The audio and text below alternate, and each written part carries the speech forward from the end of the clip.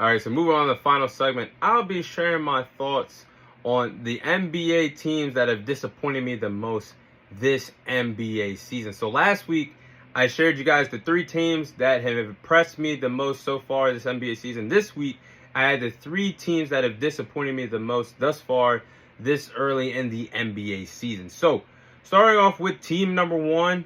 Team number 1 is a team in the Eastern Conference that I do believe should be playing better than what they are. It's the Milwaukee Bucks. Now, the Milwaukee Bucks have disappointed me thus far in the NBA season. They find themselves, as we record this segment, at 5-9. This is the worst start that they've had since Giannis was a rookie out there in Milwaukee. They're not used to these type of standards. They should be playing much better, and I think they should be a legitimate threat in the Eastern Conference, having the duo of Giannis and Damian Lillard. But they find themselves at the bottom of the Eastern Conference standings right now. And just overall, this team has not been good for a while, and not been good since Doc Rivers took over the team in January at the midway point of the NBA season last year. I mean, the team has gotten worse. Giannis is doing everything he can. He's putting that Superman cape on. He's averaging 31 points per game this season. Damian Lillard is doing everything he can as well, averaging 25 points per game. So their star players are doing everything they can, but the team is not playing up to their standards. And it's getting to the point where we're getting reports that Giannis could be traded to a top market team if the struggles continue out there in Milwaukee. So defensively, this team is not good either. There's no identity right now for this Milwaukee Bucks team, and I knew it was a mistake bringing in someone like Doc Rivers to coach this team. I don't understand why he was even brought in there in the first place. It just seems like guys like Giannis and Damian Lillard, they should be playing up there better and be up there with the top tier teams in the Eastern Conference, with teams like the Boston Celtics, the Cleveland Cavaliers, and New York Knicks. I'm not saying they're better than those teams, but they should be up there in the conversation for being one of the best teams in the Eastern Conference, because they still got guys like Chris Middleton. They still got Brook Lopez. Well, Chris Middleton hasn't really played lately, but they still got Brook Lopez. They got some talent out there in Milwaukee. It's obviously the coach. I don't know why they brought him in, but hey, they're definitely disappointing me this NBA season. Now, let's get into the next team. It's another Eastern Conference team. The Philadelphia 76ers are definitely disappointing me. Now, the Philadelphia 76ers find themselves at 2-11, and they're tied for being the worst team in the league, the worst team in the Eastern Conference with the Washington Wizards. Now, that is horrible for me to say for this Philadelphia 76ers team. But they got a huge hole to climb out of. They're 13 games under 500. That's truly unacceptable for the Philadelphia 76ers. Now, I understand that the stars of Joel Embiid, he's not healthy right now after he's just came back from an injury, and he's only been playing for a week's time frame. Tyrese Maxey is currently hurt, but he's trying to rush back from an injury right now. And tensions are starting to rise in the locker room for the Philadelphia 76ers following their 17-point loss to the Miami Heat on Monday night.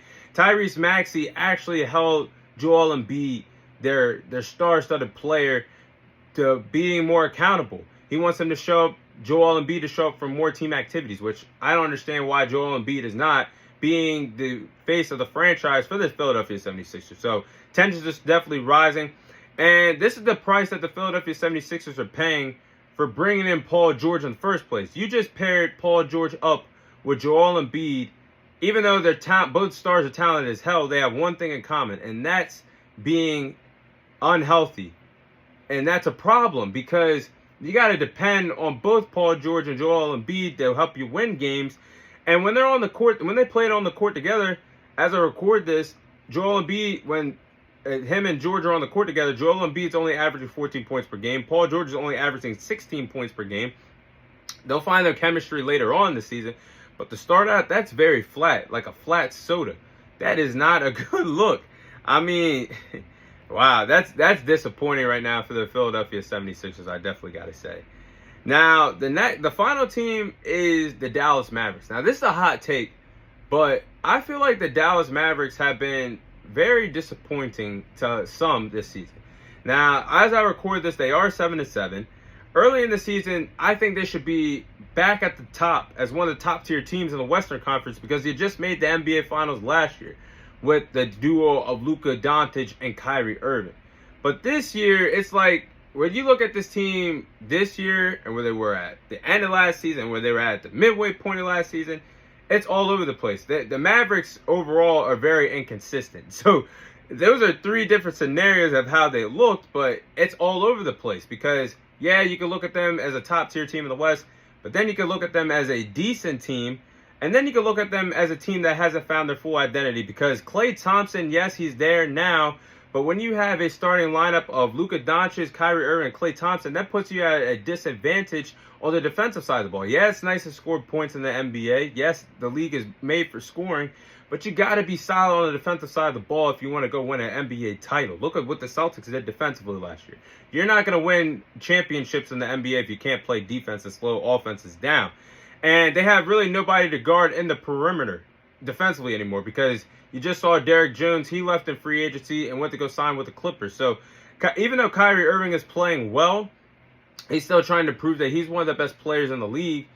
Their identity, other than Luka Doncic, Kyrie Irving, Klay Thompson, and PJ Washington leaning on those four respective players, what does this team really have to lean on right now? So that's got to be something that Jason Kidd, being their head coach, has to figure out as the season goes on. He's got to figure out if it's good to give Klay these touches. Yeah, he is scoring pretty effectively right now, shooting the three. He looks pretty good early in the season, but you might have to think about bringing him off the bench because you got to have a lineup where you have a consistent balance of offense and defense. Because if you don't, you're going to continue to lose games, and if you don't, you're going to put yourself in an unnecessary hole early in the season trying to catch up with these top tier teams in the Western Conference for jockey for position for playoff seeding.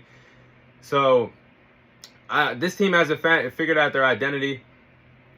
Actually, when I really think about it, they might be really disappointing out of all three of them the most to me because I expect more from a team that thought they got better during the offseason, but realistically, did you? Because Derrick Jones being a defensive player, you're going to have to need that perimeter defense to play against teams in the West when OKC gets Chet Holmgren back. Nikola Jokic for the Nuggets, Anthony Davis for the Lakers. You're gonna need some depth and some defense to play some perimeter defense. So maybe the Mavericks figure it out as the season goes on. But those are the three teams that are disappointing me the most thus far this NBA season. That is all the time I have for you guys today. Thank you guys for watching. Thank you guys for listening. This is your host Thomas Tyree signing off, and I'll see you guys on next week's episode.